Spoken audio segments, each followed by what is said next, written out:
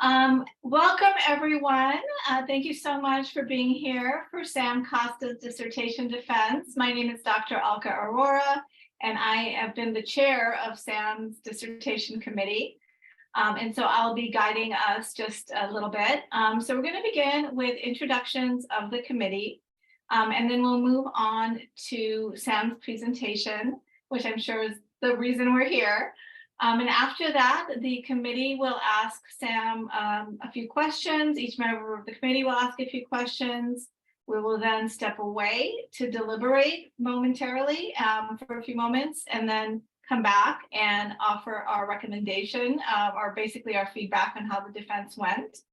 And following that, we will open it up to audience Q&A.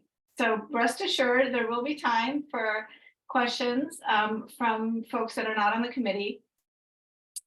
But until we get to that point, we ask that you do keep yourself muted, which I see that everyone is, so thank you for that. So I'd like to begin by introducing Joy Layden. Joy Layden is the first openly transgender employee of an Orthodox Jewish institution. She is the author of a memoir of gender transition called Through the Door of Life, a book of trans theology, The Soul of the Stranger, Reading God and Torah from a Transgender Perspective, 10 books of poetry, including most recently, Shekinah Speaks, and the National Jewish Book Award winner, The Book of Anna. Her writing is available at joylayden.wordpress.com. And I can put that in the chat box for folks who want to check that out. Dr. Nick Walker is Joy, can you wave so everyone can just place you on the screen? Dr. Nick Walker is a queer transgender author, educator, and futurist, best known for her work on neurodiversity and neuroqueer theory. Dr. Walker teaches in the undergraduate psychology program at CIIS. Dr. Layden or Dr. Walker, would either of you like to add anything before we move on? Okay. Sam, in just a moment, you're going to have a chance to deliver your presentation. I just wanted to introduce it briefly to our audience. Sam's dissertation asks, what role does religion or spirituality play in transgender youth's mental health? She integrated contributions from women's spirituality, feminist thought, and queer theory to use a constructivist grounded theory methodology. The result of her investigation is a theoretical framework called the Freedom Milestones. And I just wanted to say that to sort of whet your appetite, because she'll share more about what those milestones are about. But I just want to say, as chair of Sam's committee, that it's been so exciting to see her research evolve. And I believe everyone's going to find her work and her findings very, very intriguing. So with that, I'd like to turn it over to you, Sam. Thank you so much for that introduction, Alka. I'm just going to make sure that is set up. And can you still see it? Yes, perfect. Great. Thank you. So thank you so much again for that introduction. Today, I'm going to be sharing with you the results of my dissertation research titled The Freedom Milestones, a grounded theory exploration of transgender youth, religion, and mental health. Just one moment. I want to make sure my video. There it is. Okay. Hi. I am very excited to be sharing this work with you today. So thank you all for being here with me. I would like to give a content warning before we begin. I will be discussing suicide and very, very briefly rape. So if anything gets too triggering for you, please honor that and take care of yourself in any way that you have to. So I'd like to invite you all to take a moment for some mindfulness with me. We're going to take a deep breath in through our nose and exhale slowly out of our mouths together. Okay, ready? Breathe in and out. Thank you. And while we're here, why don't we go ahead and imagine ourselves surrounded in a golden orb of energy and light And imagine that light reaching down into the earth and up into the stars and out across this country, connecting all of us together in this moment right here and right now. Thank you.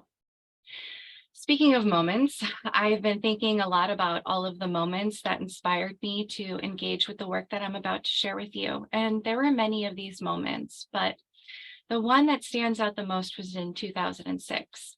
I was at work doing my undergrad studies when I got a phone call that changed my life and set me on this path. It was my sibling, and they told me that our father had a gun in her lap, our dad was suicidal, and I needed to get home now. I'll back up real quick. You might be confused. This is my father, my biological father, Sarah. Here she is with me. She transitioned from male to female in 2002. And she was comfortable with us using the term dad and she, her pronouns. I knew that my father had struggled with suicidal ideation and self-harm for most of her life. So I was not totally surprised when I got that call, but I was incredibly concerned. This was the worst I'd seen it. As I rushed home on that 45-minute drive, all I could think of was what would happen if I didn't get there in time. Luckily, I did, and she did not die that day. And I share this with you all, not to set myself apart, but to bring you and to welcome you in here with me. Everyone here with us today has walked through something difficult in their life to be here, and I honor that. My father, Sarah, and I had spent years together, an out and proud team, hitting the streets and engaging in activist work. In addition to her being transgender, I am a gender fluid lesbian, and we came out around the same time. And I too have struggled with suicidal ideation and self-harm for a large part of my life, and religion had a lot to do with that, as it did with my father's spiritual and mental struggles too. This life experience primed me for this work. You see, my father and I were not the only ones struggling with religious-based homophobia, transphobia, and suicidal ideation. Many, if not most, of the large number of transgender people, adults and youth alike, that we met throughout our activist work experienced this as well. But in all my years at school and in all my research, I could only find a handful of studies that looked at this relationship for transgender youth, which is at the root cause of an enormous amount of transgender youth suicidal ideation and attempts. My dissertation addresses this small but growing field that lies at the intersection of transgender youth, religion, and mental health by employing feminist and queer lenses to explore the question, what role does religion play in the mental health of transgender youth? I would like to just briefly define some key terms that will help you all understand the topic we're talking about today. So sex is the biological and physiological characteristics like hormones, genes, reproductive organs, etc., that we use to categorize people either as male, female, or intersex. Gender refers to the social and cultural expectations and roles. It's how we present ourselves, and it includes aspects of both identity and expression. Gender identity refers to an individual's internal and deeply held sense of self. It's how they feel on the inside and how they do or do not fit into gendered categories like woman, man, transgender, etc.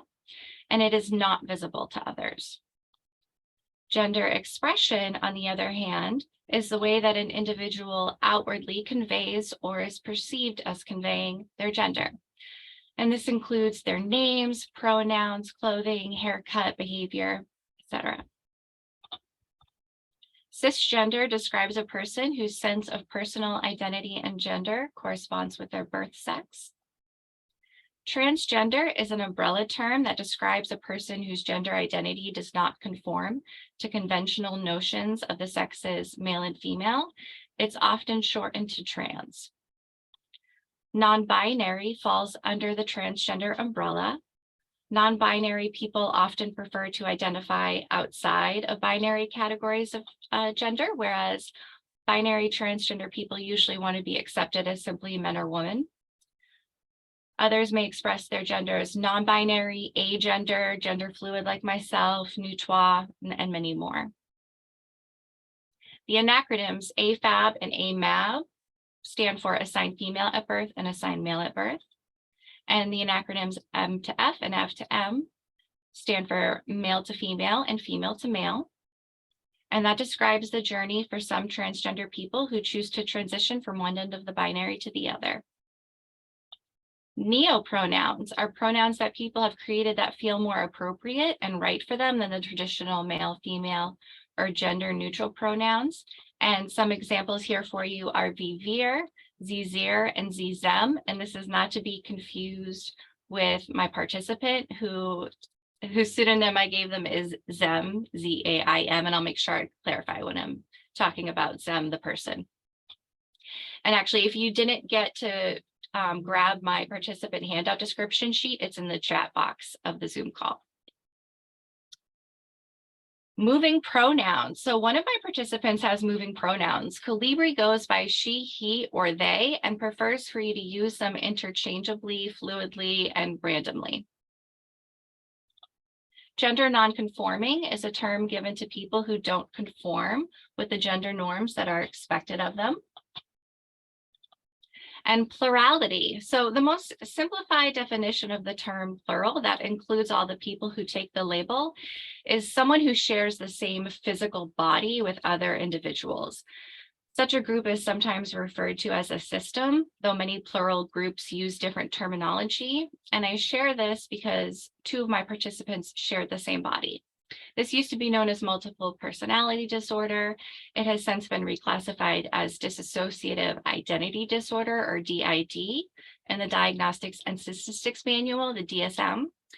However, there is a growing movement of systems who do not want their identities to be pathologized, and they don't feel that they fit the criteria for DID and reject that, and they don't want anything to change. They want to stay systems, and that was the case for the two participants of mine who share a body. So what did I have to do for my literature review for this research project? So to understand the complexity of the role that religion has in the mental health of transgender youth, it was crucial for me to familiarize myself with how the discourse on the transgender child evolved within Western medicine, as it informs and shapes the treatment of trans youth today. So I had to look at two broad areas. They are transgender youth and mental health and transgender youth and spirituality. Looking at transgender youth and mental health, I began looking at Western medicine's research coming out from the 1950s to the 1990s. And that's because the 1950s is when we see the gender nonconforming child enter into the literature. Themes coming out of these years are pathologizing of gender nonconformity, claiming it is an illness that one could recover from by forcing the youth to perform stereotypically gendered behaviors. And this was known as the reparative method. There was a lot of blaming of parents for their children's gender nonconformity. There's a continual conflation between gender identity and sexuality. Now, there is definitely some overlap between these two things, but they are indeed separate. And there was also this perpetuation of the belief that gender and sex are only binary categories. Research from this time really just focused on following effeminate boys around into adulthood and analyzing their sexuality and their parental influences. Some titles of the works on these topics were The Sissy Boy Syndrome, The Development of Homosexuality, Growing Up Straight, What Every Family Should Know About Homosexuality, and Redirecting Sexual Orientation, Techniques and Justification. So looking at the 1990s to the present day, we start to see some shifts in the literature. The reparative method comes under intense scrutiny. The concept of gender as a social construct begins to circulate, and this is coming out of feminist and queer theoretical discourse scholars and activists. Professionals from around the world started to critique the pathologizing of gender nonconformity, asking to what extent do these disorders represent conditions that simply violate social norms?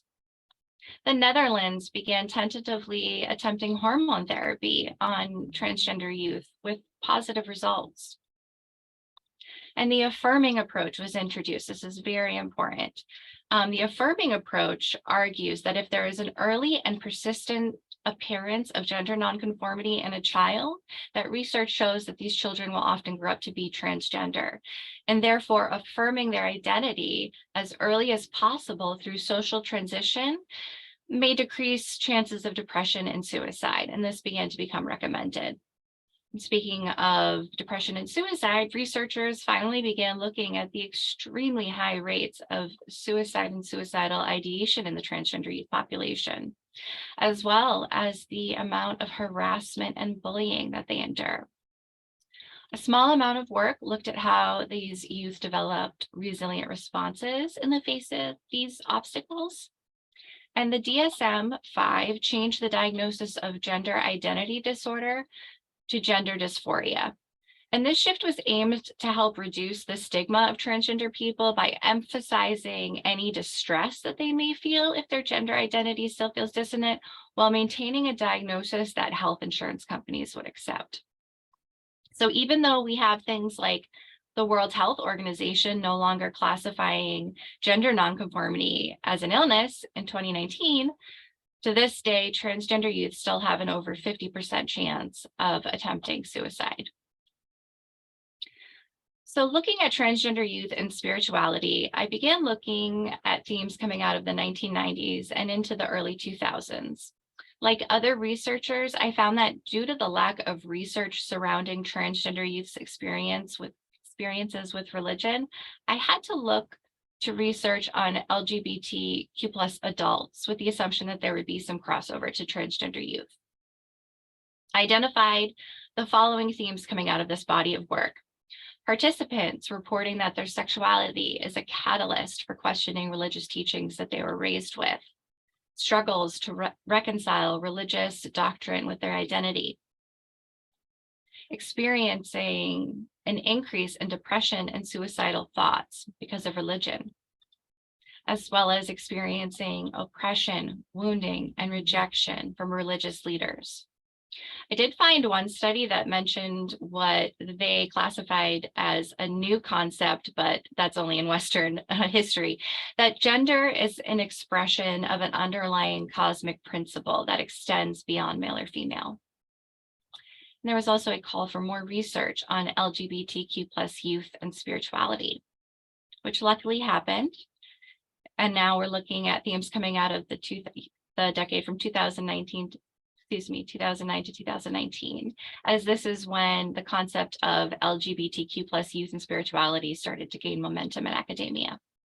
So themes coming out of this collection of work are a continued stigma coming from religion and religious communities, a strong connection between religious struggle and poor mental health for transgender youth, religion as reason for both depression and suicidal ideation and resilience and empowerment,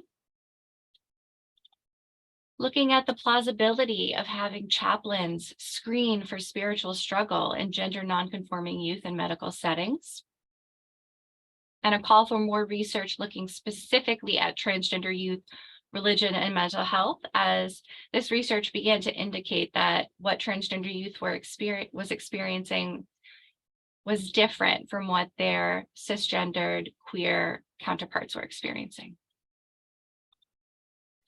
So now we're looking at the years 2020 to 2022, as this is when we actually begin to see research come out specifically on transgender youth exclusively. And themes coming out of these projects were how strongly protective family acceptance is for transgender youth. And this was regardless of religious affiliation, even if that religious affiliation is not supportive of a youth's identity, the family's acceptance of the youth can literally save their lives. There was a proposed expansion of an ambiguous loss theory that may answer questions that minority stress theory has left unanswered, namely that it did not account for why transgender youth stay in non-affirming faith communities or why leaving a non-affirming faith community would contribute to long-term distress. Representation matters. Seeing transgender adults hold religious positions sends the message that transgender youth are welcome as they are. How mentally distressing it was for both the transgender youth and their families to confront the transphobia in their family's religion.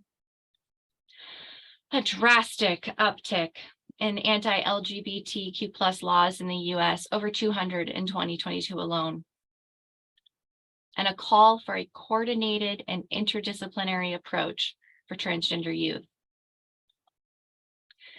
Now, in designing this research project, I used the theoretical frameworks of secular feminist theory, women's spirituality, and queer theory to inform my approach to using constructivist grounded theory methodology.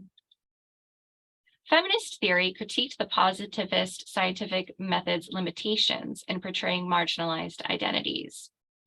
Feminist scholars questioned power relations embedded in gendered biases within the social sciences, and they called into question the concept of an objective and value-free observer.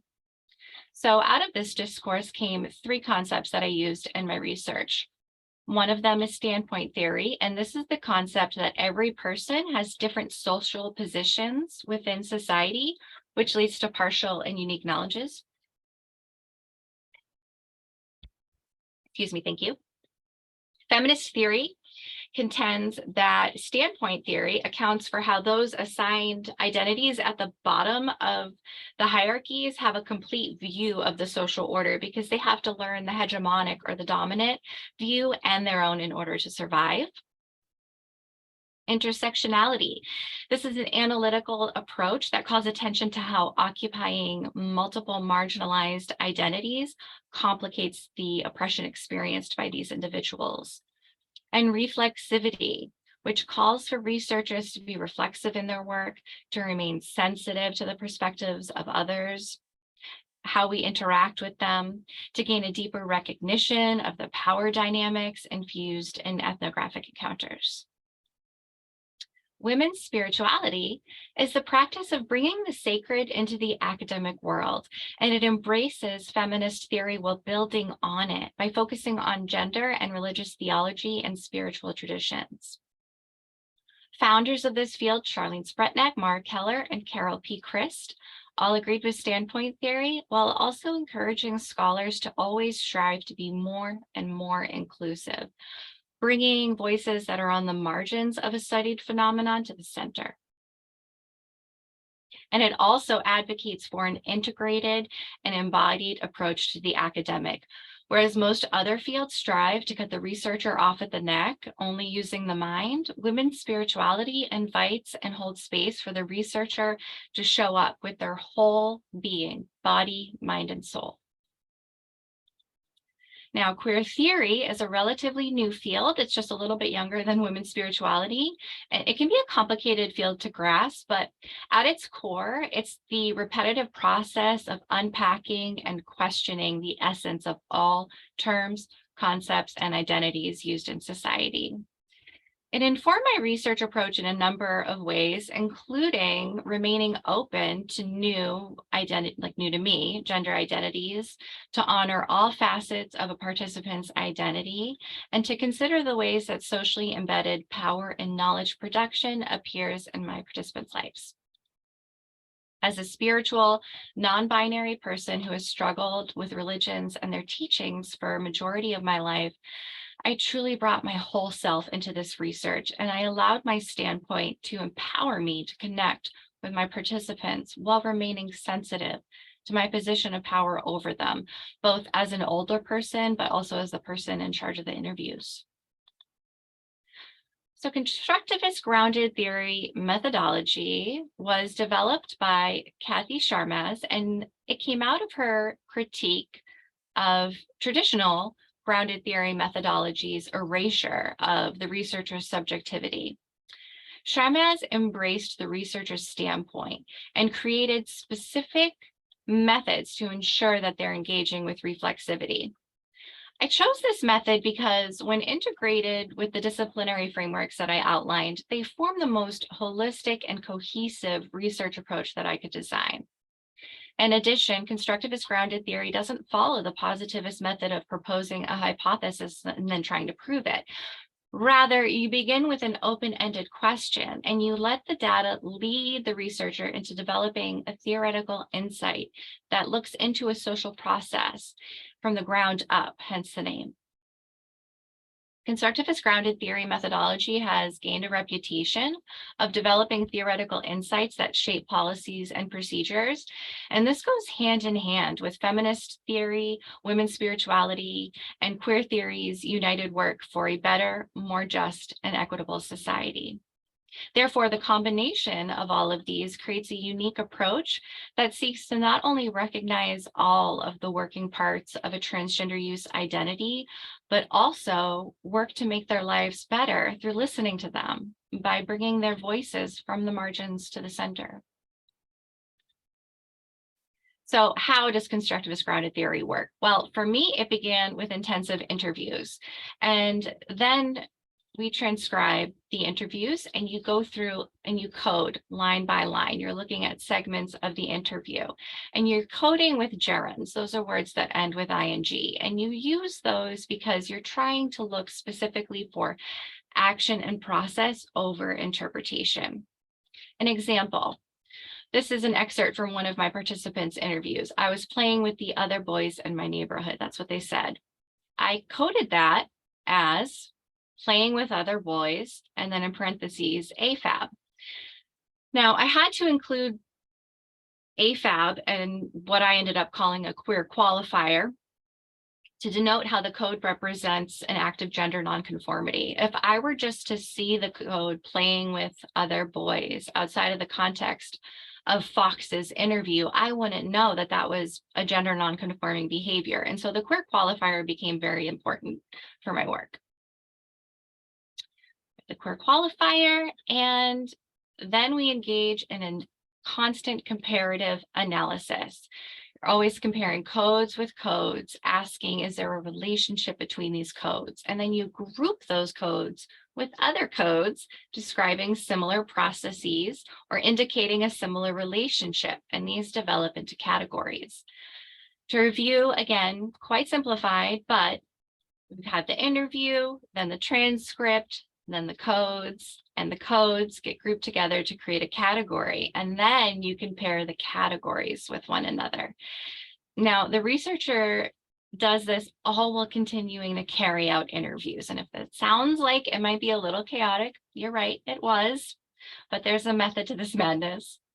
So we have the codes. The codes become the properties of the categories, and you keep comparing these categories until you reach data saturation, and that is when no new properties emerge. I also engaged in theoretical sampling. So this is where you go back and you ask new questions about patterns you're noticing. For example, I was able to go back and re-interview participants and share with them the freedom milestones as I was developing them and ask what they think. In addition, in constructivist grounded theory, everything is data. So you'll hear me when I'm sharing excerpts of their interviews mention things that they're doing with their bodies, because that's important data as well, right? And finally, everything that you think, feel, or intuit must be recorded in memos. Memo writing is a huge part of constructivist grounded theory methodology, and it really helped carry me through the project. So, my research participants, I got to work with 12 amazing individuals. They ranged in ages 17 to 25. They come from diverse religious and cultural backgrounds from around the continental US. They were all raised in religious homes and identified as gender nonconforming in some way. Now, each participant's identity has been protected, and I've given each participant a pseudonym that's rooted in my spiritual practice, which is in nature. If you have a chance to look at the participant description handout, you'll see what some of those names mean. And there's plenty more about them in my dissertation that unfortunately we just don't have the time to go over in this presentation. So after 17 interviews, hours of transcribing, coding, comparing, and analyzing the over 1,400 codes I generated, the freedom milestones emerged. Now, these milestones center on the transgender youth spiritual journey, from religious indoctrination to empowering integration of their gender identity and religious and spiritual beliefs. As I mentioned, I'll be sharing quotes with you from my participants while explaining the milestones, and I urge you to please keep in mind that I can only share with you a very small portion of what my participants shared with me, and they were so vulnerable and brave and strong and really opened up with me.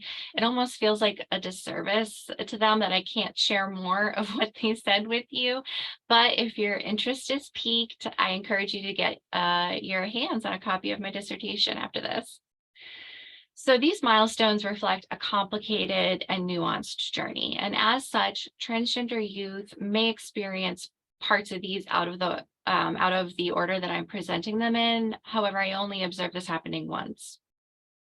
So to make things easier to remember, I formulated them to correspond with the mnemonic device, I am free. And they are indoctrinating by families, awareness begins emerging, moving through obstacles, finding space, re-educating of self, embracing new paradigms, and empowering integration.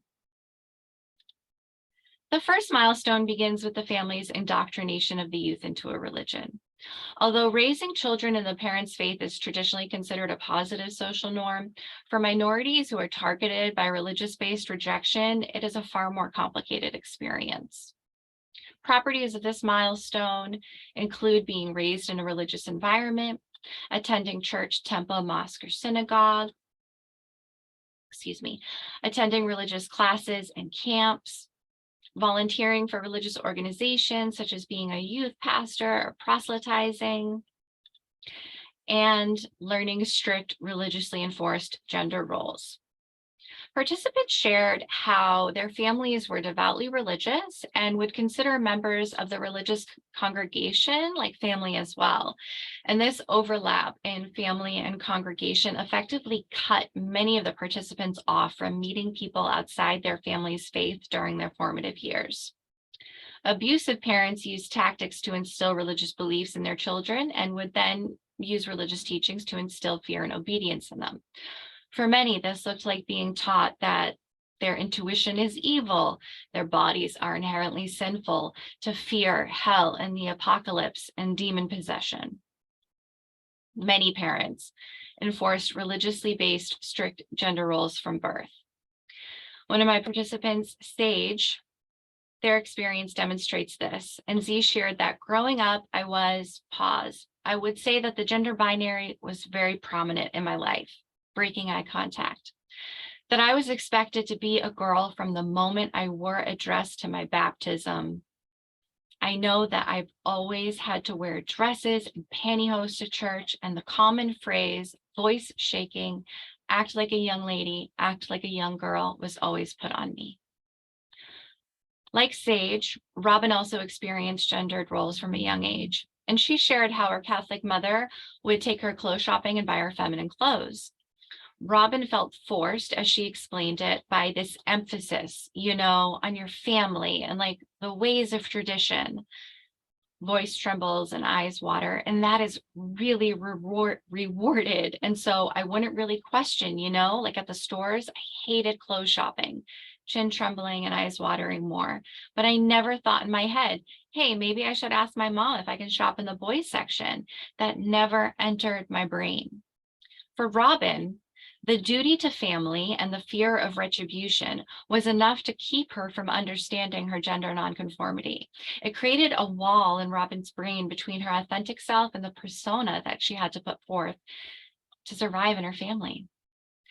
Participants were traumatized by the experience of being indoctrinated. Many exhibited physical signs of emotional distress when talking about these memories, such as the chin trembling, the voice shaking, the inability to make or sustain eye contact.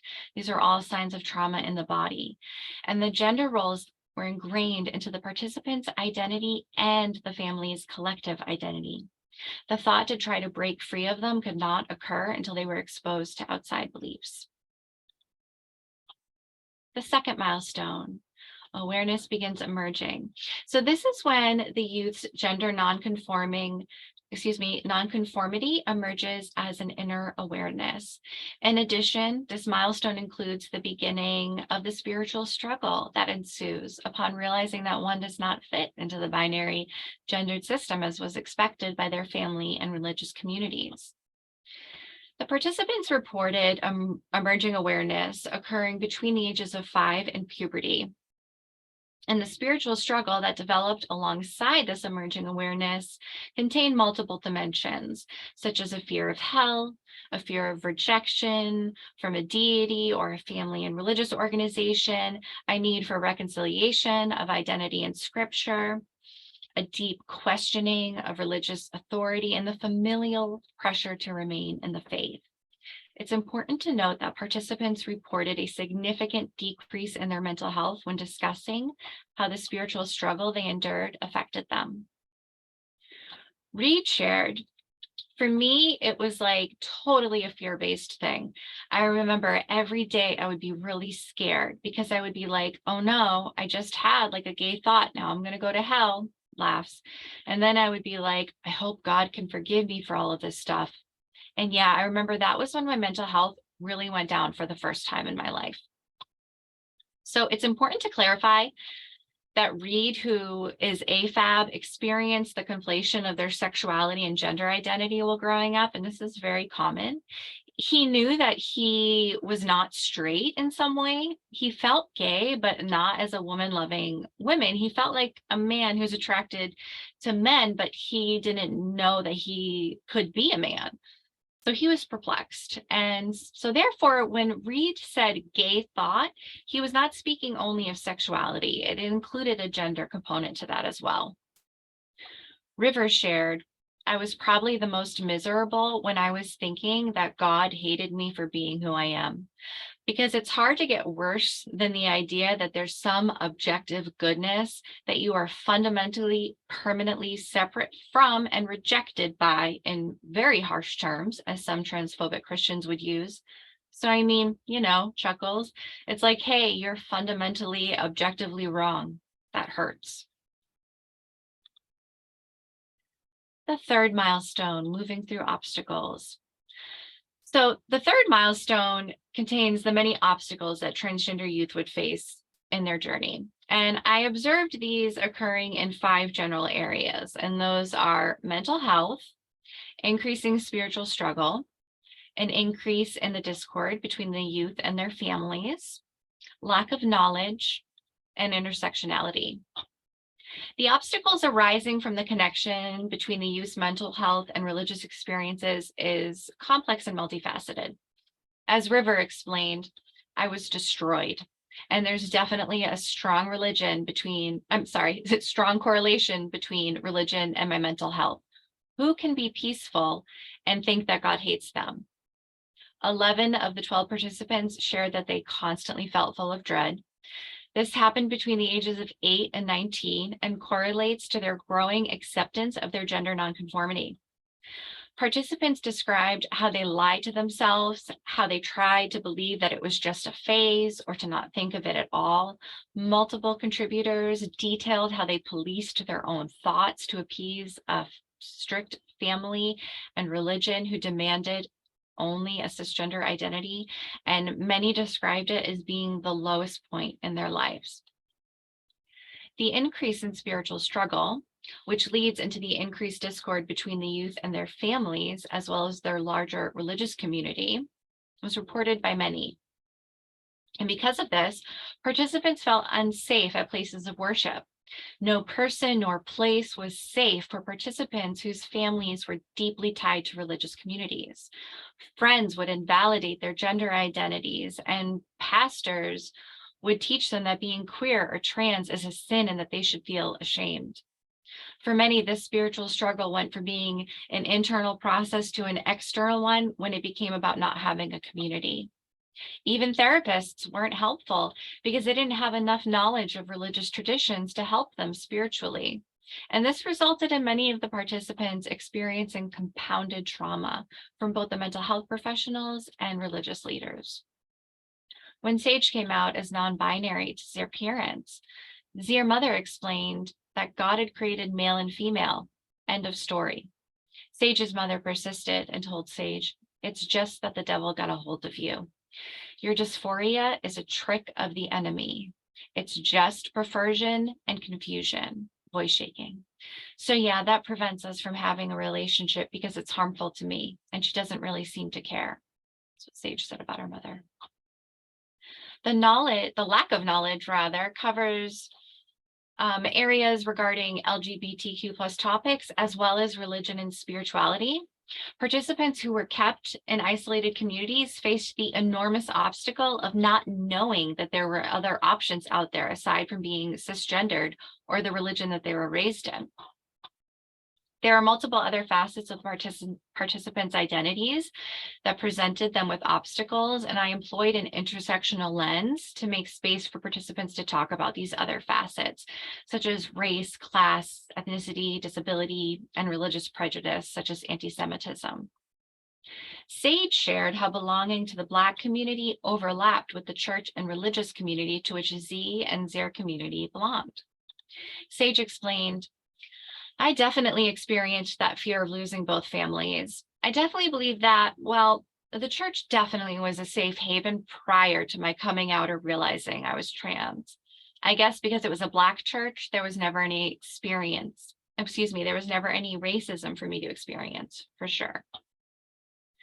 Calibri spoke on how their Puerto Rican and white families offered them a unique standpoint from which to observe how race and class interact. When asked if they felt if there was any connection between race, ethnicity, and their experience with religion, they replied emphatically, "Absolutely." And they elaborated, saying, "The ways that my Puerto Rican family engaged with the religion and the ways that my white family engaged are really, really different. I think in the ways that race and class are inextricable from one another, class is a huge, huge factor. And I really don't think any of my extended family would still be Jehovah's Witnesses if they were rich. And I think that they're witnesses because the particular life experiences that are brought on by poverty have put them in a position to either need or want or crave that structure. And that idea that the afterlife is going to somehow make up for all of the suffering that they've experienced in this life." Calibri's analysis of their position at the intersection of race, ethnicity, and class reveals the complex and nuanced relationships among these categories and the obstacles that they present. The fourth milestone, finding space. So this space has two dimensions. One is from the religion, the other is from the family. This milestone is crucial to their development of independent and critical thinking, which allowed the participants to explore and experiment with their gender identity and their religious beliefs. Participants described the importance of taking space from religious places and their ability to engage in independent critical thinking. Every participant took a break from practicing their faith at one point or another, and there were multiple reasons why they did. Radha, who converted to Islam, had to first step away from the Christianity that she was raised in before becoming Muslim. However, even within Islam, she needed to find space from it. Radha elaborated, saying, "I first started considering myself Muslim and immersing myself in the community, but the community kind of pushed me away because a lot of the Muslim community is very transphobic and are very regressive and not progressive at all." Reed had no desire to return to religion after he left. He explained his point of view on this when he said, "I am my own person. Like no one is ever going to tell me what to do again. At this point, I don't think that religion is the right thing for me." The participants shared the multiple ways that they took space from their families, and this ranged from moving out for college to being kicked out. For Sage and Willow, college was about more than getting a degree. It was about having the space away from their families to find themselves. When forced to return home because of the pandemic, they were faced with having to lose the freedom of freely expressing themselves, and this took a significant toll on their mental health. Participants who either ran away or were kicked out, like Yona, Zem, the participant, not the pronoun, Kamar, and Calibri, they all reported a similar sense of freedom once they were away from their prejudicial families. Calibri's experience with Jehovah's Witness was one of the more complex out of the participants' connections to religion. He knew at the age of 13 that he did not want to be baptized because that way he could never be disfellowshipped like he saw his mother. This led him to questioning the whole religion. So he said, yeah, I think that the whole process of leaving the religion was just a big struggle. I had to put up a bunch of walls and I just kind of stopped. For Calibri, leaving the Jehovah's Witness religion affected every facet of her life, as both her mother, who eventually returned to the religion, and her father's belonged to the faith. And she must face hearing them try to bring her back into the fold at any family gathering, which is part of why she moved across the country to get away from them. Getting away from that religion meant having to get away from them as well. The fifth milestone, re-education of self. This is another pivotal moment in their journey when they stop receiving answers from their parents and religious leaders and start seeking them out on their own. This includes exploring religious and spiritual traditions from around the world. There's an emphasis on learning the historical context of the sacred texts themselves. And there is another emphasis on researching alternative and gender affirming interpretations of the sacred text, and particularly the clobber verses. So the phrase clobber verses is a colloquial term for the passages from the Old and New Testament that people have interpreted for political purposes, like criminalizing homosexuality and transgenderism. For some participants, attending a different sect within the religion that they were raised in was revelatory. Willow, for example, shared what it was like going to a different church. She said the pastor was a lesbian and there was a whole bunch of other like queer and trans people in that church, and that was really nice for me to see. I never got to see other queer people in church before. So that's still one of my best memories of going into this church for the first time, very much not passing at all, but writing the name Willow on a tag and having everyone from the pastor to every single member of the congregation, nobody misgendered me. Everyone was just being so supportive and loving of who I was, and that was really inspiring to me. And to me, that more than anything, that's what a church should be. And that was the first time I've ever been in a church where something like that happened. And it really struck me in a way that like no other church really has before or since.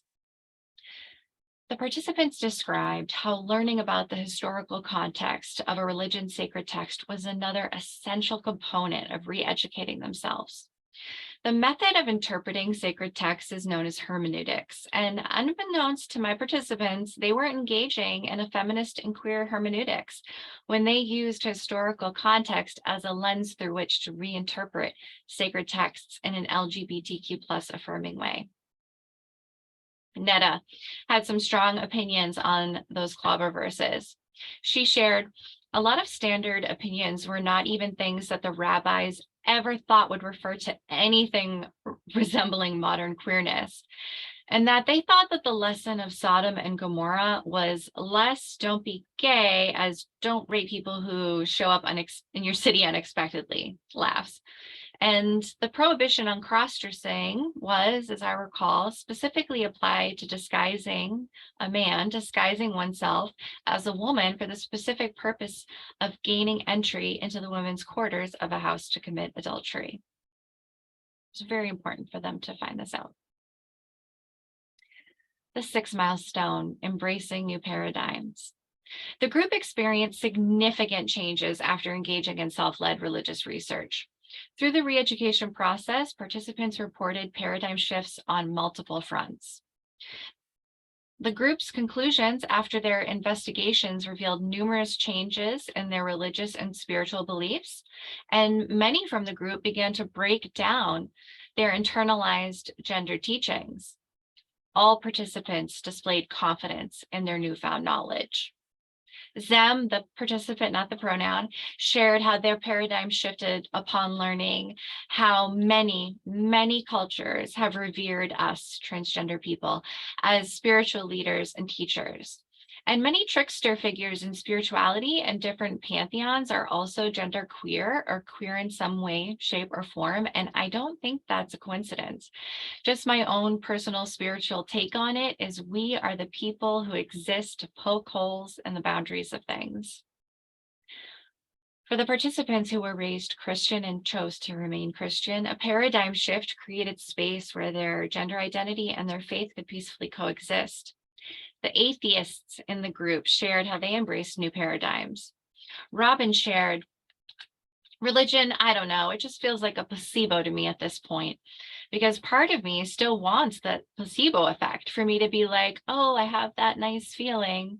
And then I'm like, wait, rolls eyes. That comes with a lot of terms and conditions.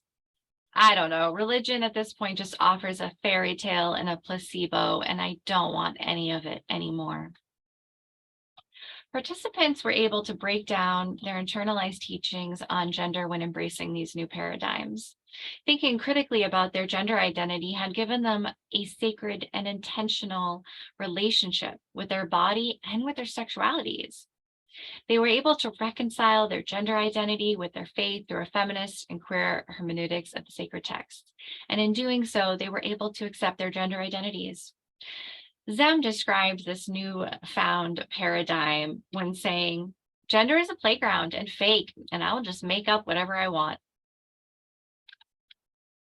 The seventh milestone, empowering integration. The seventh and final milestone is the coalescence of the knowledge and experiences of all of the previous milestones.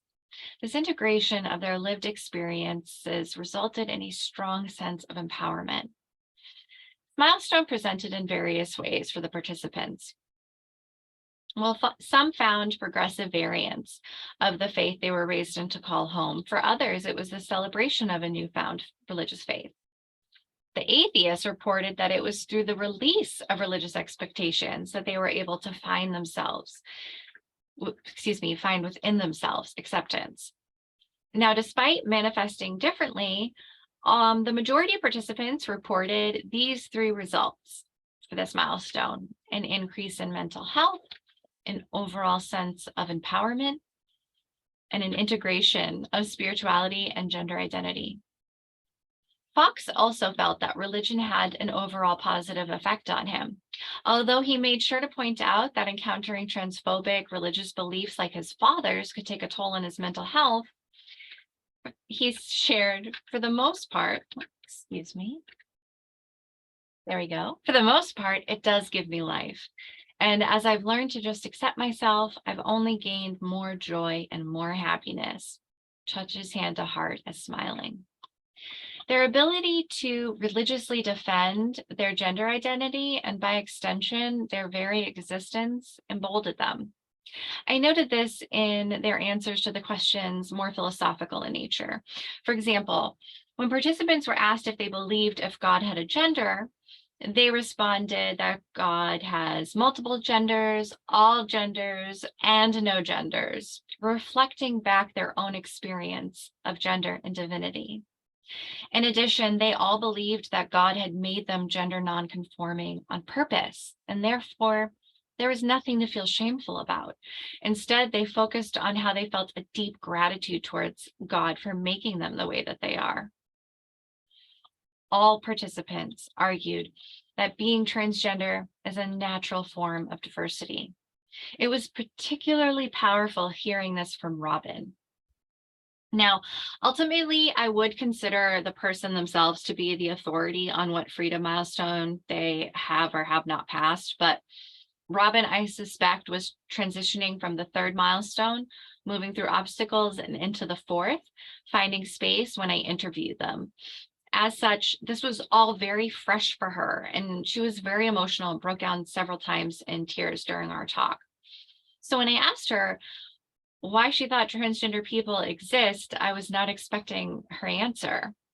She said, because, I mean, there's variation in everything. Everything's so different, you know? And then it's like, oh no, we're just sticking to two genders. You could add to that the belief that you're born female, then you're a woman. That just doesn't make sense to me. Like, you got to have everything. The world's in all different colors. Gender's got to be in all different colors. And there's just no other way. In conclusion, I believe that the Freedom Milestones have the potential to greatly assist medical professionals, religious mentors, or anyone working with transgender youth who are experiencing spiritual distress. This framework delivers deep insight into the social process of the role that religion has in the mental health of trans youth. And as the milestones demonstrate, religion can cause deep mental and emotional harm, whereas participants who were able to develop spiritual agency found a source of freedom. There are multiple implications for further research using the Freedom Milestones. I would seek to duplicate the results, definitely, with a larger and more diverse sample size to develop construct reliability. It would be helpful to observe the Freedom Milestones being used in clinical, religious, and home environments. It would be important to assess for its effectiveness at reducing mental health struggles in various racial communities, as well as varying economic classes. It could also be used in research on suicidality in transgender youth, testing for its efficacy in reducing suicidal ideation. Combining the affirming approach with the Freedom Milestones has yet to be applied, and that deserves to be observed and validated in praxis. On a more personal note, thinking back to what it was like for Sarah and I would imagine that having these milestones would have been really helpful. Sarah passed away in 2011, but she has been with me for every step of this journey, like she's with us right now.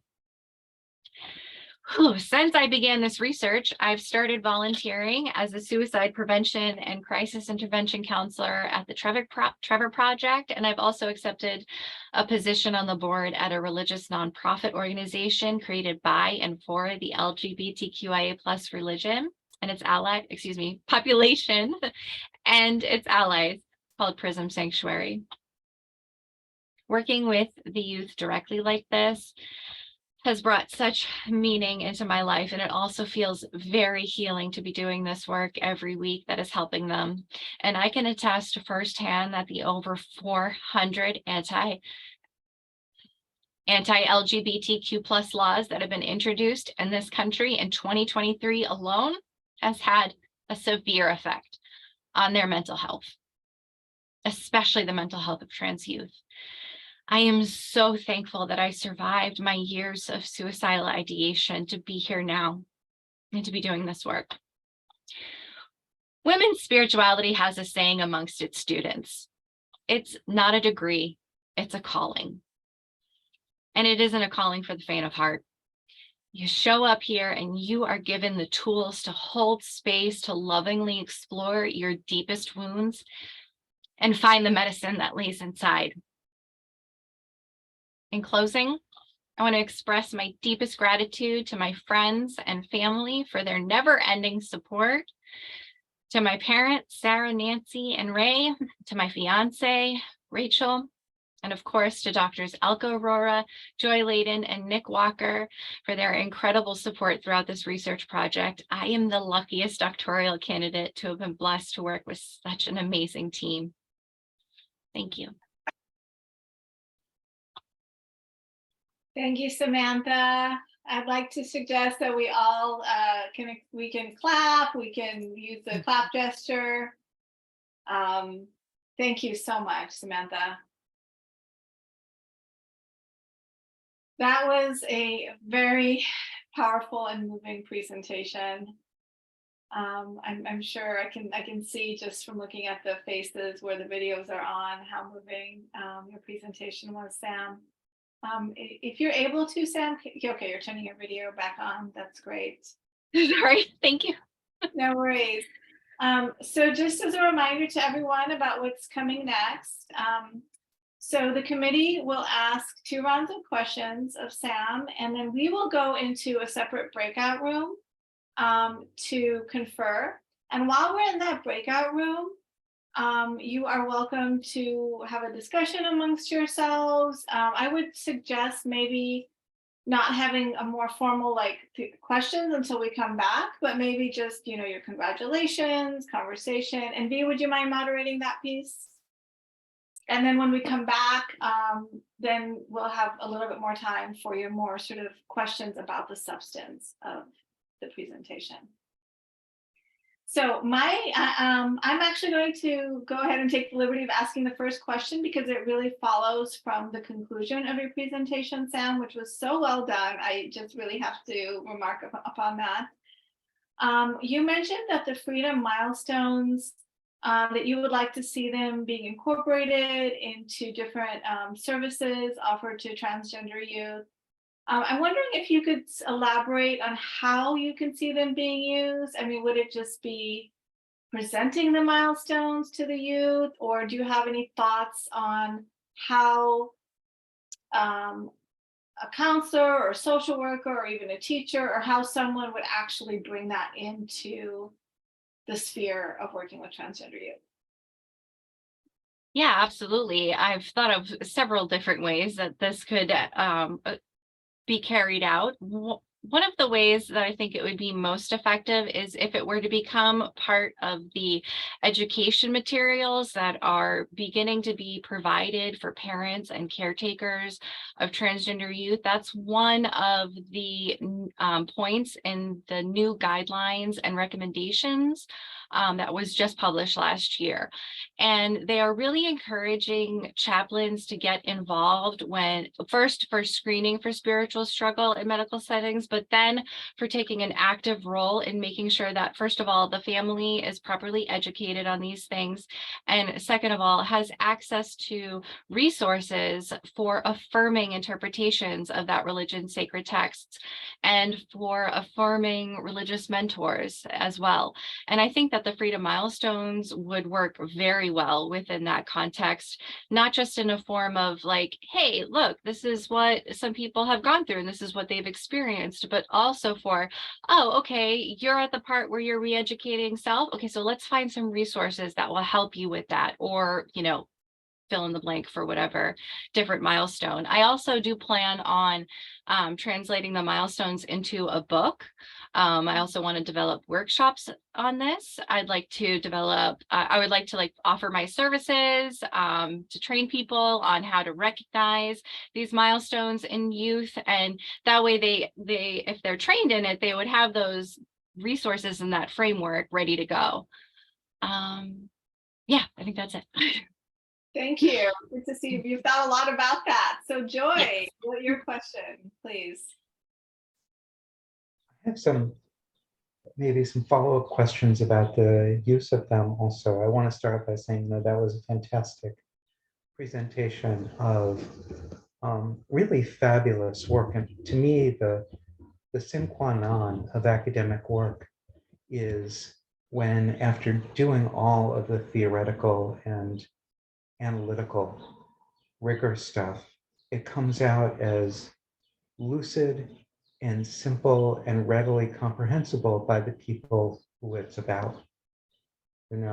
This would not be the kind of achievement that it is. It would still be a great achievement, but if it stayed on the methodological and data crunching level, to me, that would be not as great an achievement as where you've brought us.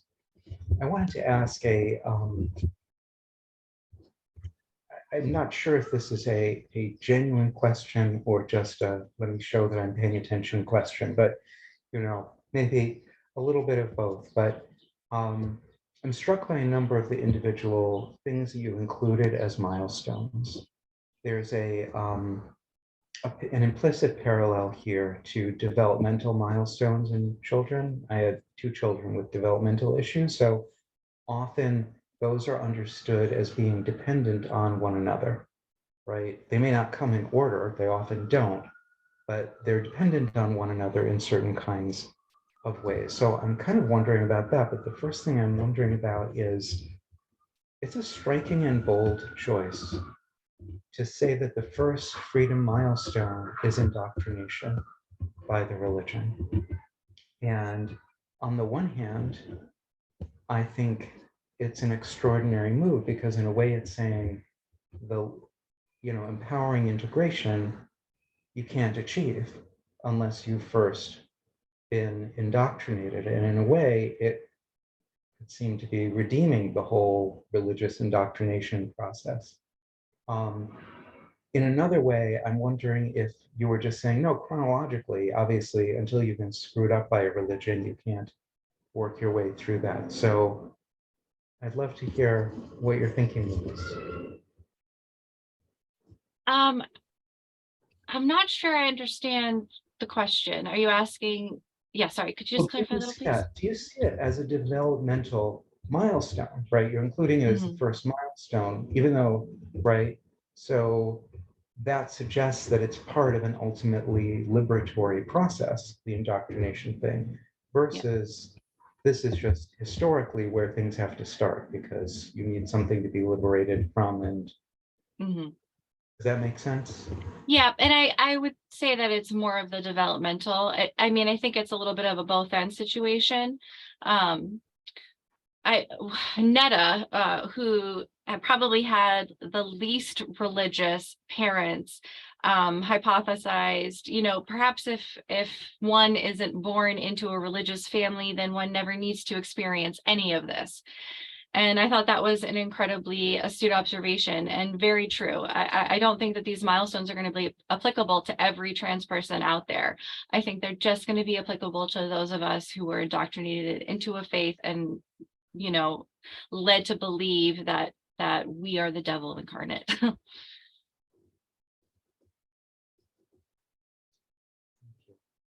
just want to say it's a very Jewish point of view because the whole thing about the Egyptian slavery is it's interpreted as the first step in the deliverance. Yeah. Right? It's not seen as so much a thing in and of itself. It's seen as part of an ultimately redemptive and liberatory process. So, thank you. That was such a great question, Joy. I'm actually really sitting with that too. So thank you. And great response, Sam. Nick or Dr. Walker. Yeah, that was wonderful. I love the dissertation. It's been an honor to be on the committee, and it's a beautiful presentation. Well, I was very excited. I was actually going to ask if you had thought about turning it into a book, and was excited to hear yes. And I'm, of course, the dissertation is very academic. I'm wondering if you've given any thought as to how you would make the freedom milestones an accessible framework, in a non-academic book, like aimed at transgender youth, and just sort of what you're thinking of, if you've thought about that, and what your thoughts are about how you'd structure it, and what sort of age level you would pitch it to. Love to hear more about that.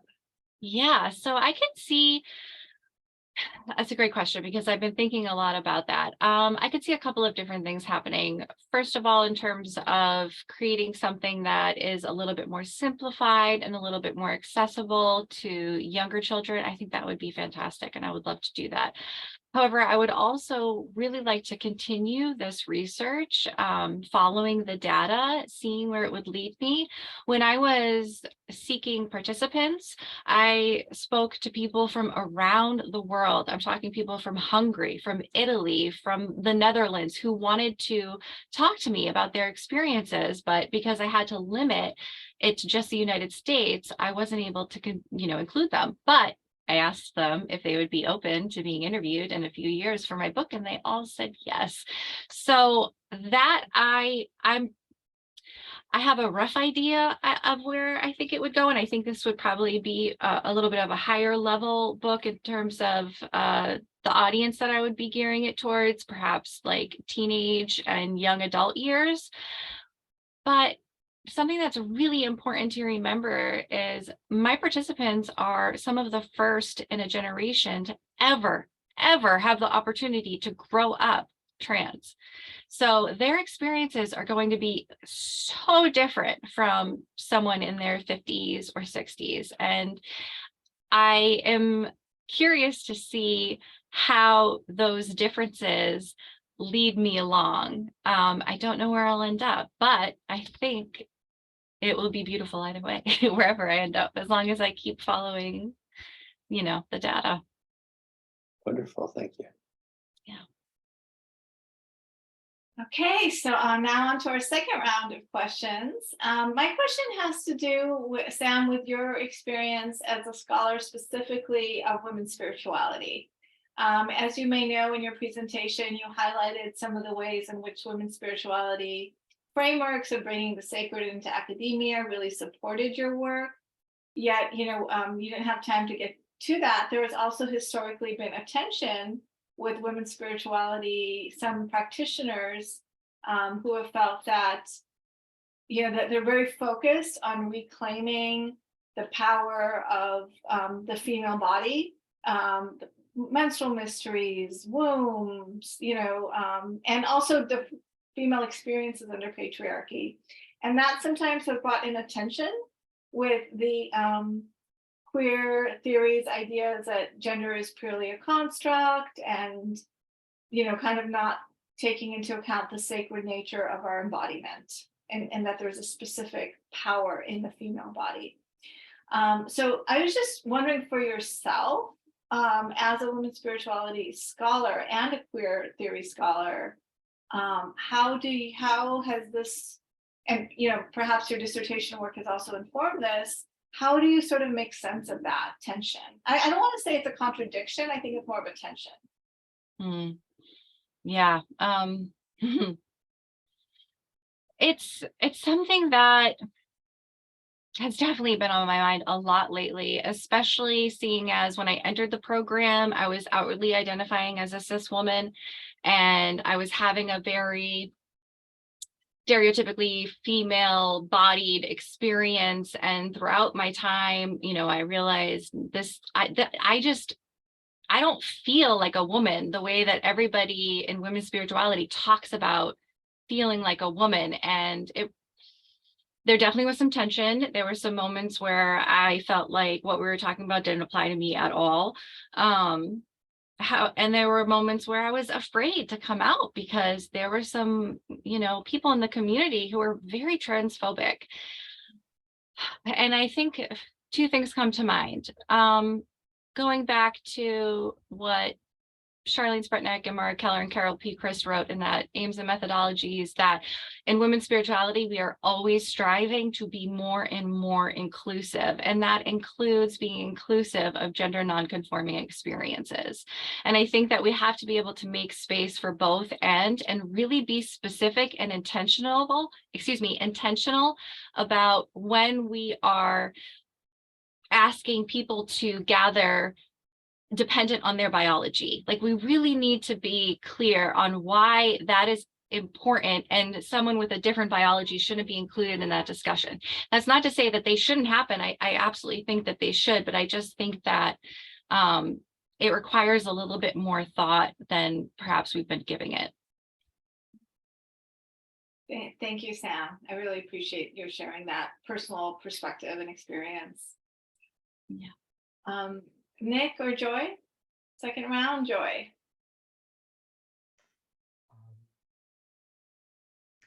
Well, this is in a very different direction from that, which is well, one thing that I loved. To me, this was in a way like the most, I feel like I've seen pieces of this, just in the talking that I've done with people who've gone through this kind of journey. Most of what you were saying didn't surprise me, although pulling it together the way that you did and the framework of it it did, but you know, like I would say my non-research was very much harmonized with your research. But something that I now realized I've heard often, but had never paid proper attention to, I didn't think of it as something in common, was the paradigm development milestone. And that's an extraordinary thing to notice as a common element of these kinds of ways of growing through and out of and beyond religious indoctrination with transphobic stuff. It's an amazing and I think true thing. And it leaves open something which I guess I would, if I were going to train people to use these things with struggling youth, I would encourage them when they're teaching about this to say, this doesn't necessarily mean, because you do show this, doesn't necessarily mean you lose the religion. To develop a paradigm of faith or tradition that means that it can no longer hurt you, right? Like you can't, that can be a way of leaving it behind, but it can also be a way of enabling yourself to stay engaged with it. And I think that that is quite clear in your research, and it's a marvelous contribution. I guess I'm wondering two things, two separate questions. You don't have to answer both. So one of them is, feels like these milestones require in those, the re-education and new paradigm stuff, that sounds like something that's pretty education and intellectual sophistication dependent. And so I'm wondering if there's the possibility that there's a broader category that is something that could, a kind of growing that could happen, because there are people who like aren't verbal. There are people who don't read, you know, they're not going to be able to do that kind of research. There are people who are not theoretical. And yet it feels to me like there might be other ways to reach a sort of paradigm shift that can lead to this empowering integration. So that's one thing I would love you to do research on. But the other thing is, I'm wondering whether you think these milestones are specific to kids with who are gender diverse in some way, or they would be generally applicable to kids who are brought up in a religious tradition that is stigmatizing some element of who they are. So would they, for example, also be applicable to, you know, non-trans women who grow up in these kinds of traditions with a huge amount of misogynist content? Yeah, I would not be surprised at all if that was a very parallel type of experience and that there would be some overlap. Yeah, definitely.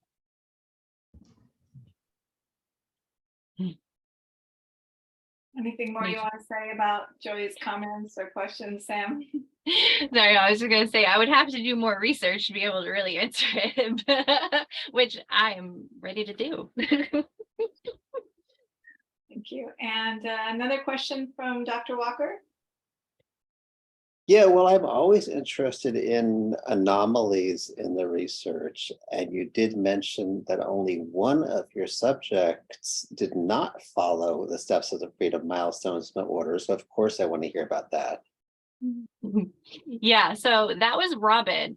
And Robin was the one who had like the most emotional reaction during our talk. And it was her declaration that gender diversity is an innate part of nature. To me, that would have fallen underneath like the 7th milestone, right? But she hadn't found space yet from her family. She was just going away to college like in a week or two from when I spoke to her. So she was just on the cusp of getting out of the house and being able to live her truth, but she still had that insight. So that to me, I thought was so fascinating. I would really love to follow that thread and keep pulling at it and see what happens. Oh, yes, please do.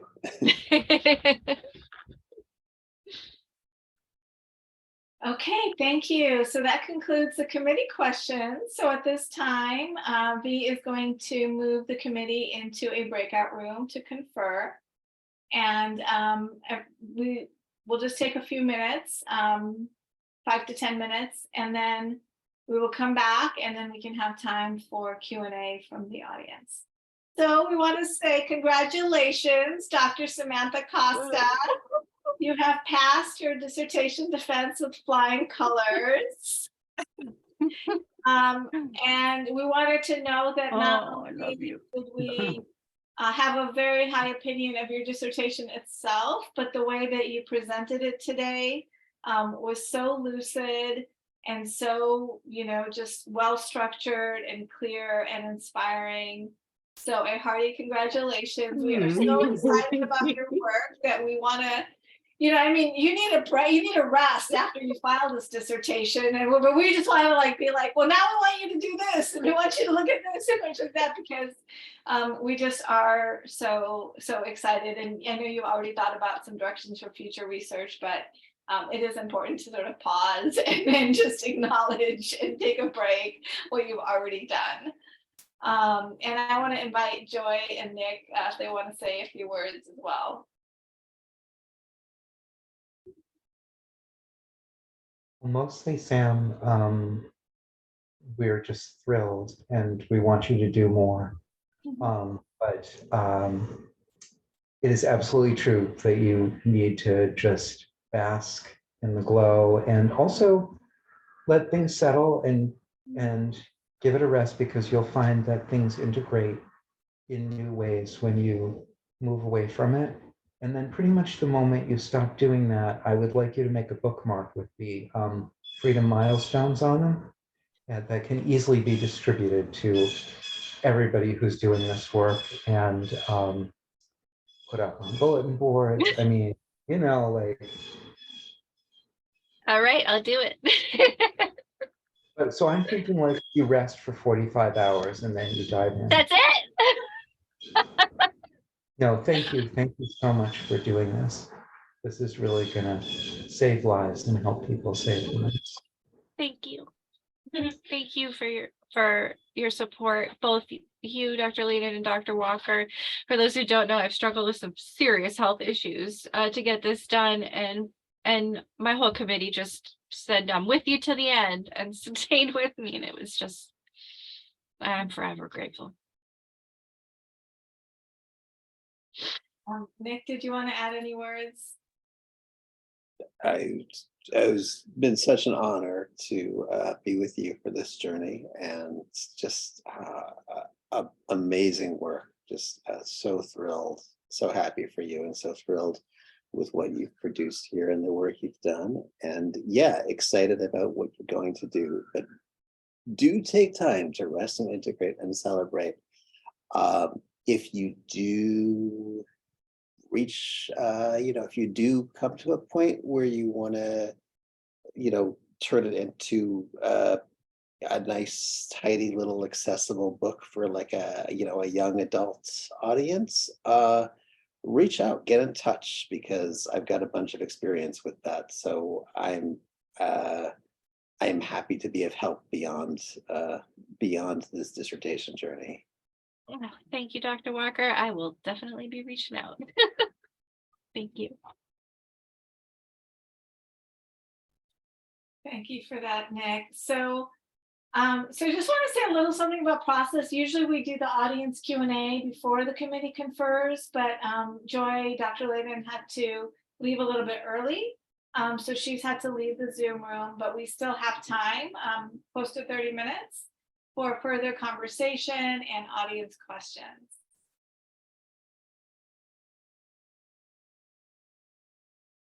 Okay. It could be comments. It doesn't have to be questions too. Alex?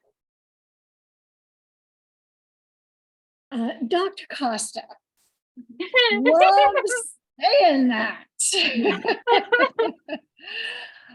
Dr. Sam, whatever you prefer. I was blown away. Beautiful sounding, beautiful looking, beautiful work. I can't say enough. I believe anyway, we are going to miss you so much in study hall. You are truly an inspiration, really, to those of us who are following in your footsteps. My question, really quickly, I have 2 kids, as I know I've mentioned, who are big now, but boy, oh boy, do I wish I had your Milestones as a children's book.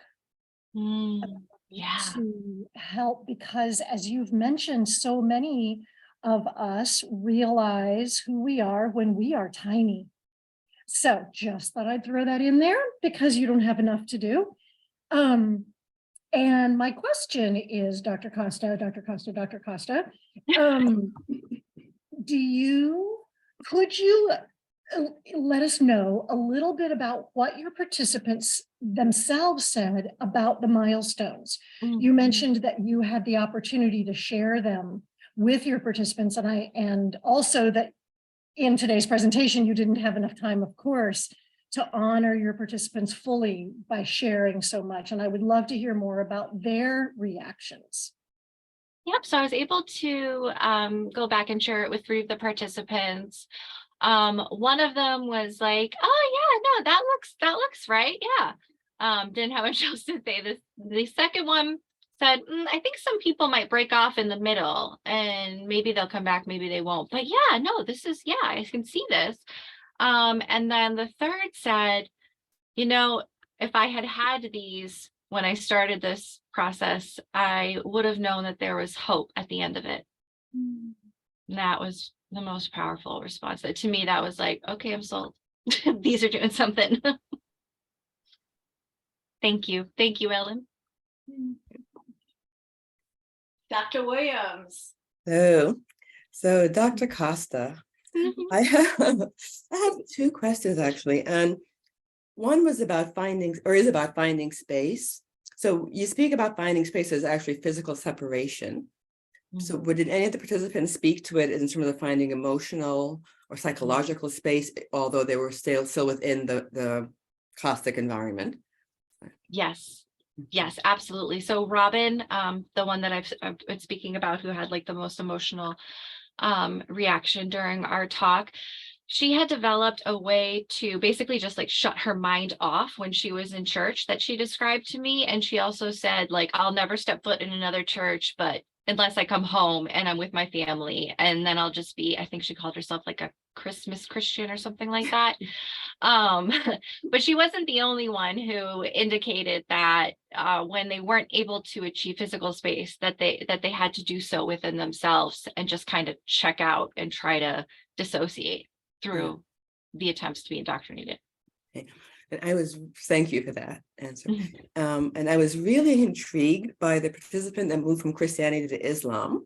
I was saying, you're jumping from the fire into the fire and into the fire. Like, what is up with that? Yeah. So what was it that this person found, or what's within Islam that sort of allow them to be who they authentically are? Yeah. Did so they the find way out? The way they described it was they had a spiritual awakening in a Christian church courtyard during a non-religious gathering at that church's parking lot. And they described how while they were sitting there, they were trying to get away from like all of the noise and everything and just find a quiet place to sit.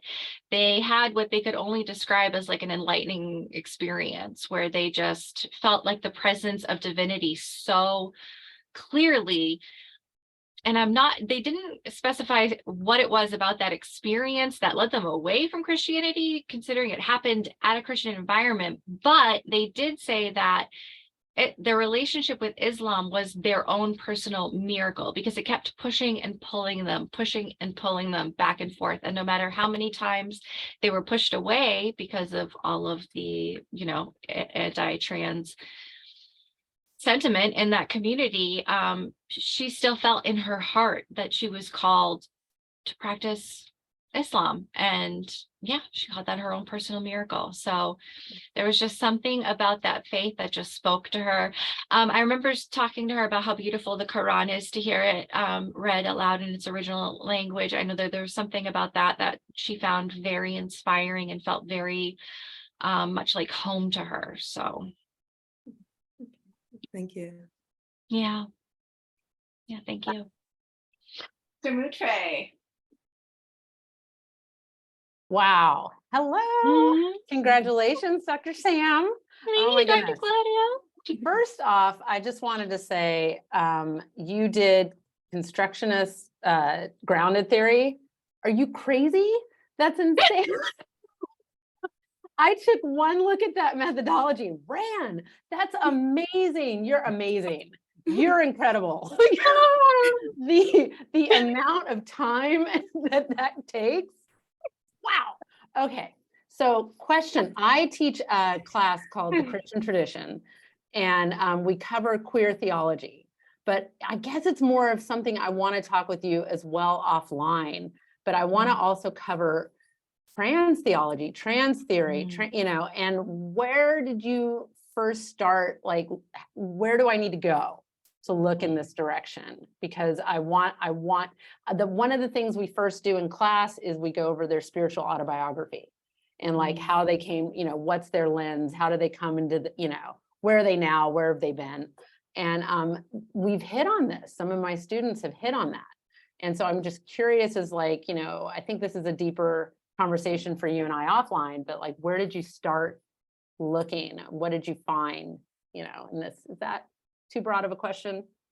Are you just thinking specifically about trans theology, or like Yeah, I the guess intersection? Yeah. the intersection of just like what to do in this. I guess it is a discussion to have offline, but I'm just, where did you begin this journey of where did you start looking? Well, I mean, I guess because this is something that I've been interested in, like since I was a teenager in one way or another, that I honestly already had a lot of information, materials, resources, books, websites, people gathered around me. But then I also just honestly just began searching, just as you would for any other topic. There is a lot out there, especially like in the last 3 years.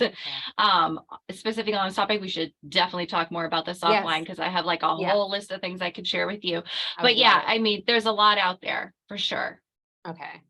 Just so, because I remember you were saying that it was difficult at first for you to, and if you could write this book, I would love to have it in my class. Thank you.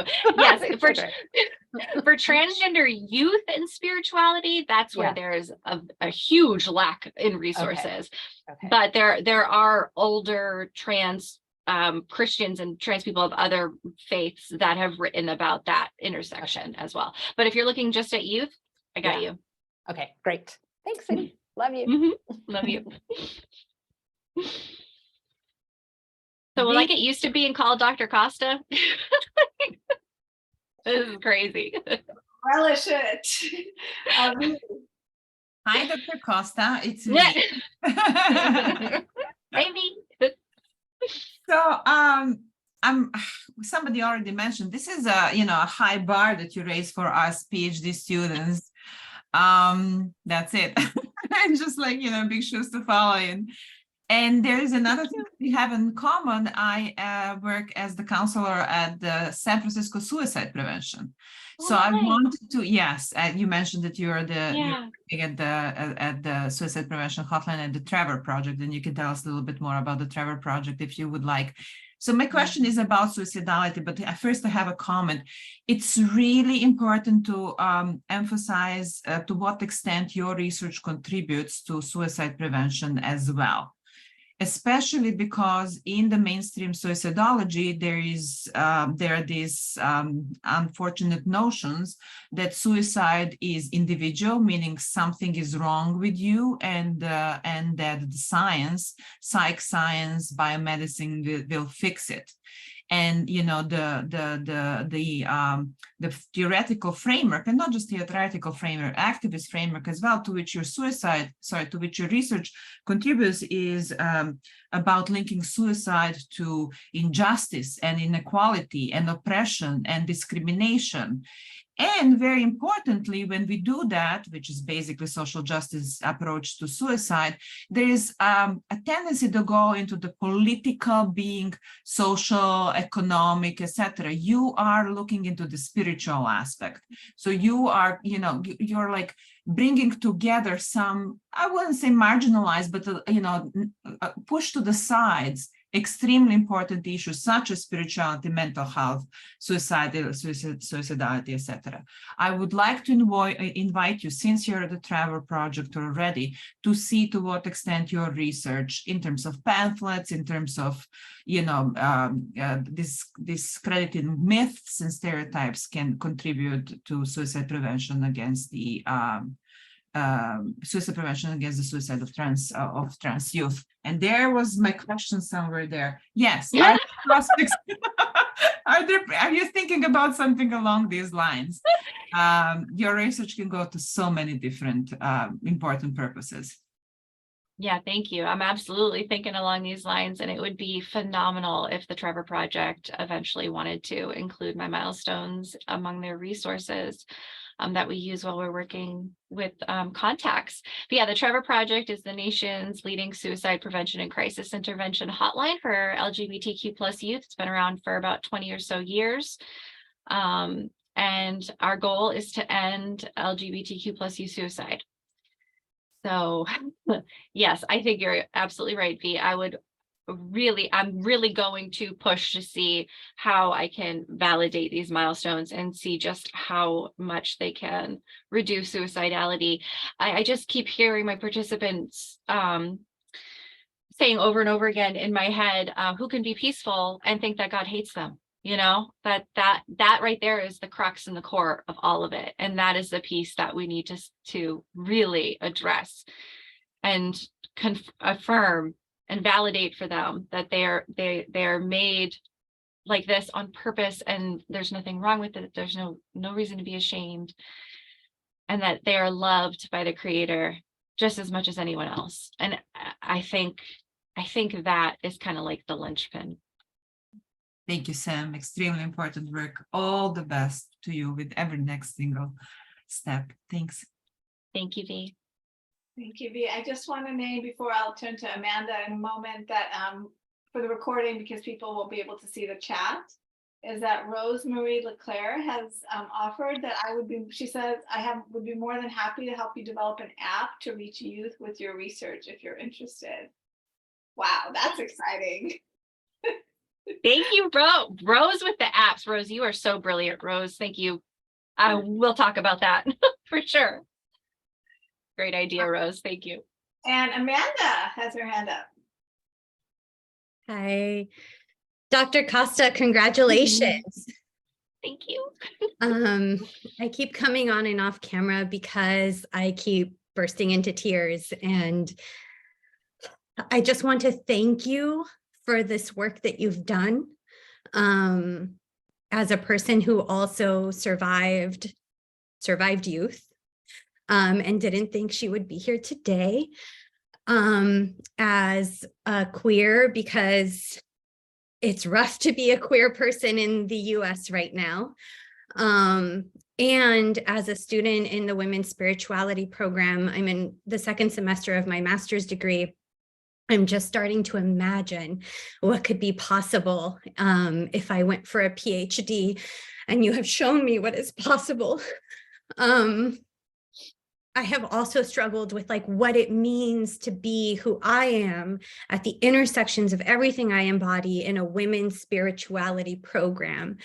And I see certain paths through the ways that our professors open, and then you just totally blew that open for me today. So thank you for the work that you do, not only for the ways that it will serve our community at large, for the work that you're doing with the Trevor Project and otherwise, but also for the modeling that you're doing today, just by being here, by having done this work, and by having done it in a climate that is designed to devastate. Thank you. I am so glad you're here. I'm so grateful for your work, and I am so energized and inspired. Amanda, thank you so much. Thank you, We should Amanda. connect. Okay. Okay. Thank you.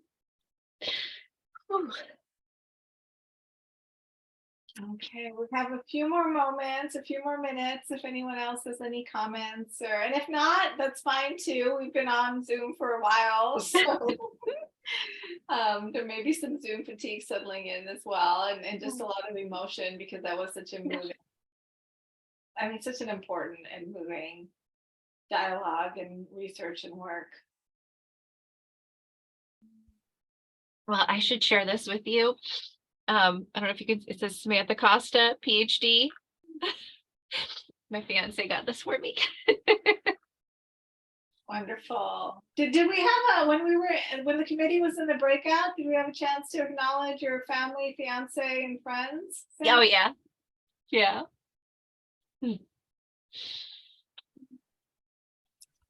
Okay, well, one more opportunity for questions or comments, and if not, I'm going to start to close the meeting.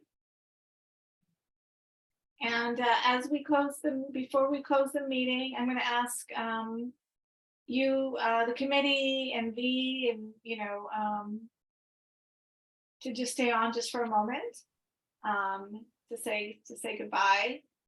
But yes, any last questions, comments? You can also put them in the chat if you'd like. Lauren. Thank you. I'm unfamiliar to your community. I'm actually a Master of Divinity student at another graduate school, but I'm thinking steps along the lines in terms of PhD programs, and I've been following CIIS for a few years now. My question for you, Dr. Sam Costa, congratulations. Yes. Earlier, you mentioned this 10-year process / journey that you've been on. And my question for you is really some of the kind of practicalities of that in terms of financing. You know, you're volunteering for the Trevor Project, so you're not being paid there. I'm curious about how you're able to sustain, how you're able to do that part of it, because that's a lot of years and it's a lot of work, and clearly a lot of devotion and energy that's gone into what you're offering us and offering the world now. So I'd love to hear a little bit more about that. Yeah, thank you, Lauren. It's a great question. I have to say that the universe has supported me in finding a way to make all of this happen, plus a lot of Graduate Plus loans. So it's definitely, a little bit of both. And when I got sick, so I'd been working full time and going to school full time for many years. And then when I had a very significant health crisis where I wasn't able to do anything for a couple of years. And I was incredibly fortunate to have the support of family and friends during that time. The house that I'm living in right now, my parents specifically bought so me and my partner could move in with them, because the environment that I was living in was full of mold, and the mold had colonized my lungs. So, and my partner has supported me financially while I finished my education. It was really just like a joint effort of the people in my life believing in this work and believing that I could overcome the health obstacles that I've been dealing with for the past several years. Thank you for sharing that, Sam. Thank you for your and we have an info session later this afternoon, as we mentioned in the chat. I mentioned it to you directly, Alka, but here it is to everyone. Oh, sorry. Yeah, it's okay. Women's Spirituality Program has info sessions. Admissions have open houses for the prospective students around here. Please come. We are here to discuss and to support you. I mean, to hear from you and to support you on your academic journey beforehand, and of course throughout. As Sam is attesting to, there is the fortunate achievement at the end of the academic road in this iteration.